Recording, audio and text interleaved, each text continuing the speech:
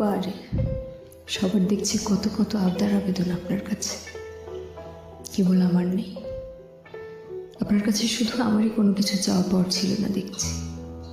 বেশ তো, যা চেয়েছি তা দেবেন না বলে কত রঙ্গ কৌশল করে পালালেন। একটা পাপমুক্ত জীবন, একটি বন্দিত্বের প্রায়শ্চিত্ত, অসম্ভব আবদার রেখে সবার থেকে আলাদা হলাম। সবার মতো আবদার প্রকাশ করে কাঁদতে পারছি না। আপনার আবার ছিলই বাকি জয় আমির, একটি অসম্পর্ক, একটা বিরোধ, তথাকথিত বৈধ একটি পরিচয়। তার ভিত্তিতে কি বা চাইবার থাকতে পারে আপনার কাছে? এক জীবনে কারো মেয়ে, বোন ও কিছু বন্দির কাণ্ডারি হতে গিয়ে স্ত্রী ও মা হওয়া হলো না। হারালাম সন্তানুষা। আপনি কে? আমার কে আপনি? স্বামী হবার যোগ্যতা কি আছে আপনার? একজন আমজাদ আলী প্রামাণিকের মতো পুরুষ আমি চেয়েছিলাম আপনার স্থলে। এলেন আপনি। এলেন যখন জীবনটা মুছিয়ে নিলে হতো। আমার তো বাপ নেই। 3 কবুল পড়ার পর কি আপনার কর্তব্য ছিল না আমার এক জীবন কাঁধে বয়ে দেবার?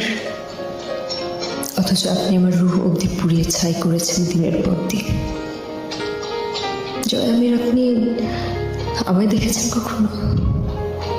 যে মেয়েটাই একটু একটু করে নারী জীবনের সমস্ত শখ আহ্লাদের গলা কেটে কিছু প্রাণ বাঁচাতে আপনার সাথে লড়াই করে গেছে। শেষে না সে প্রাণগুলো বেঁচেছে আর না সে নিজে। আমার বয়স কত? 24। বুড়ো হয়ে গেছি বলুন না। আপনি আমার এমন এক বৈধ পুরুষ যে হয়ে যাবে কারাবাসে, নয়তো নরকবাসে, আর এই দুটোর কোথাও না গেলে অবাধ পাপাচারে। অথচ আপনি জয় আমির না হলে আমার একটা জীবন হতো, একটা সংসার হতো, আমার সন্তান আমার গর্ভে থাকতো, একজন স্ত্রী ও মা আমি হতাম। সব কেড়ে নিয়েছেন। আপনি আমার কাগজ কলমের স্বামী। হৃদয়ে কতটুকু জিজ্ঞেস করেছেন কখনো?